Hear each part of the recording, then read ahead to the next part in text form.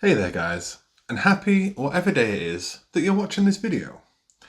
So here we are at the last episode of season 2. Gosh, it feels like it's been a long time, but I've drank many different coffees and some Christmas coffees. But today we are ending on something special. What a fitting way to end the season and give you guys a break from me for a little bit before I come back with more videos. Today's coffee is another one from Taith, and I think it's going to be pretty exciting. And I think you guys will enjoy it too. So, before we get started, kick back, relax, get yourselves a coffee, and welcome to the last episode of season 2 of Today I Brewed.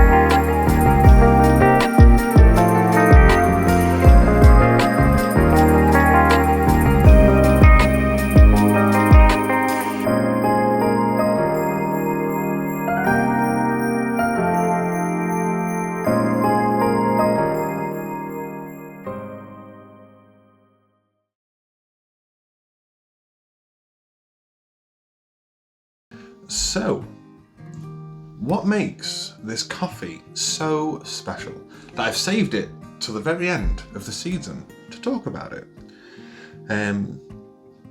Much like the last one I got from Taith, I bought this when I went to 23 in Sheffield, and it's a 125 gram bag, but it sounded delicious, so I thought, I've got to get a bag of this before it sells out. And when I checked the website not long after I bought it, it sold out pretty quick, which means it must be popular, and it also must be delicious. Well, it is delicious, and we're going to find out just how delicious in a little while. But why don't I tell you about the coffee, and then tell you how it tastes, tell you how it smells, and how it brewed, most importantly.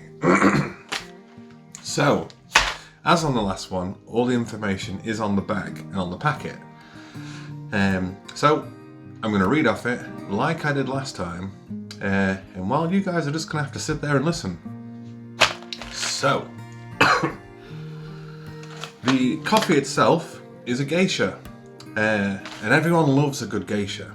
They're great coffees, and they just taste a little bit extra, which is great. It's grown at an altitude between 1600 and 1700 meters above sea level. The process of it is a honey lactic, which in reading, how do I put this? Well, it's a fermentation process, and it's fermented in such a way that it allows for the growth of the bacteria, Lactobacillus, I think that's how you pronounce it. Now, Lactobacillus is a great little thing. You can buy it in tablets to help with gut health. It's a little bacteria that I think should be in your stomach already, but you can increase it with the tablets and stuff. Apparently it's meant to help with people who are lactose intolerant, like myself, because it encourages the growth of bacteria that allows for the digestion of lactose, I believe. That could be incorrect, but when I've read, that's kind of the impression I got from the stuff that I've read. But with it being a honey lactose, it's pulped, but there's still got a lot of the mucilage and stuff on it, and that's kind of what allows the process to take place.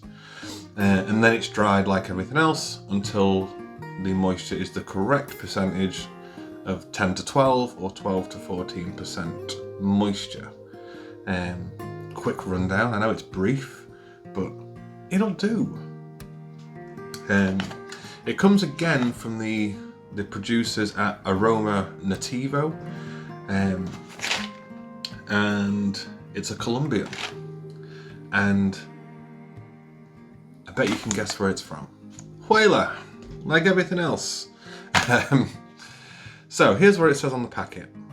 For the past 4 years, Nativo has been forging ties between unknown Colombian coffee farmers and roasters from around the world. Last year, Luis Marcelino, the founder of Nativo, went a step further by launching the Vessi project. This project is a collaborative coffee production between coffee producers who have good agronomic practices but don't have the access to infrastructure or space on the farm to process the coffee. Very similar to the one last week. Nativo contribute their knowledge and processing facilities to these producers that are located in the south of Huela, in the department of Quindío. So, the tasting notes on this bad boy are lilac, lychee, and bubblegum. Which sounds delicious, which is pretty much the only reason I picked it up, because they sound great. And, as I've said, I've had quite a lot of coffees from Huela, I think, this season. So it was exciting to get those tasting notes and then be like, yo, let's brew this up. So, why don't we talk about that? Why don't we talk about the process itself? And it is an exciting one, actually, because I say it's exciting. It's always exciting. But on this one, as always, it starts with the grind. Now, lilac is quite a peculiar tasting note because I have no idea what lilac smells like. But weirdly enough, when I ground it and brewed it and I can smell it now, I kind of understand what that tasting note means. Like, it smells very lilac-y, which is a kind of purple, right? It's somewhere in between pink and purple. But it kind of smells like that. But there was a lot of lychee there as well. Not so much bubblegum in the ground, but the lychee and the lilac combination was amazing. Like, it smelled absolutely delicious. Which naturally gets you really excited for the brewing process. And as it was brewing, and you can see it's a beautiful looking coffee when it brews, the bloom, delicious. There was a lot more bubblegum in the brew. And that was quite peculiar because the bubblegum's quite sweet, whereas lychee somewhat is, but not as much. But the aromas really complemented each other. And then with the lilac coming through as well, smells very floral, but sweetly floral, with a hint of acidity in the aroma. But this one took about 4 minutes 40, I think. Perhaps I ground it a little bit finer than I had done previously. But the way the aromas were coming out on this slightly finer grind were just amazing. And kind of worth the shot at giving it a brew to see what it was like. So I did, and well, it seems to, what I can tell from the aroma, seems to have come out quite delicious. But we're here, on the table with the drink in front of me. So why don't we give it a sniff, and then we'll give it a taste.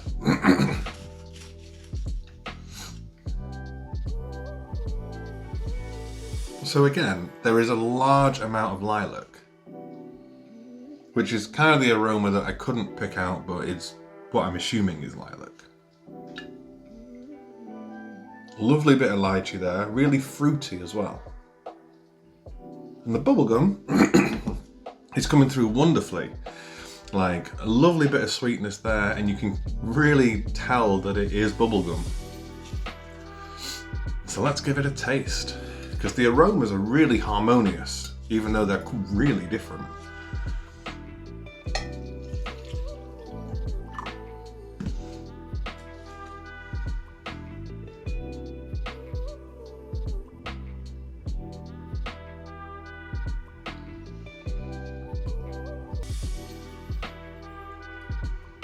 So that's got a lovely body. It's quite light in the mouth, but the texture's so smooth. Like I don't quite know how. I wouldn't say it's like a lychee texture, but it's got lychee-ness to it. Very smooth. Rolls nicely on the tongue, and there is just a lovely kind of finish coming back of the lychee. That's the lingering flavour that I'm getting, and there is some lovely sweetness from that bubblegum tasting note. It kind of feels like lychee flavoured bubblegum with a slight hint of Parma Violet. Is probably what I would think of if I thought lilac in something. Yeah, beautiful. Very clean on the first go around, and then as I say, it kind of comes back with a lingering finish. That is a delicious coffee, and it's just as harmonious in the mouth as it is in the aromas.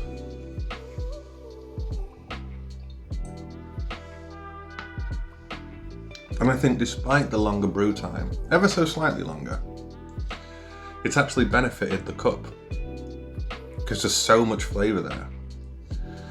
This was again roasted on the 16th of December, so now we're looking at about 3 weeks old, which is great. Like, it's past the recommended 2 weeks, but it's still got loads of flavour, loads of definition. It's a great coffee, absolutely spectacular. And I'm glad that I saved this one till the very end. Now, the last bag of the season just looks fantastic. I love the texture of this packaging, and the colours are wonderful, and so is the logo. The actual cardboard leaflet on it as well is so colourful. I think it really describes the coffee well. And again, all the information's on the back of the bag. So that is the last coffee, and it's been a good one. I know some of the videos this season have been a bit late, and well, actually the videos that I've done in the last couple of weeks will be uploaded late, probably along with this one. However, I've tried loads of different coffees, and I've had a great time. I've learnt a lot, and I'm happy that this is the last one I've tried this year. So I'm going to take a little break, because next time, like I said I was going to this season, which I didn't, I'm going to spend a bit more time kind of researching, learning about coffee, so I can make the next season much more educational. So we can talk about coffee and the processes, and do some comparisons with espresso shots and stuff, and actually use my equipment in the video properly. So that'll be next time, which will be a few months away from now. But as always, if you've not got yourself a coffee yet, go get yourselves one. Put your feet up, relax, and most importantly, thank you for joining me on this season of Today I Brewed, and I will see you in a little while.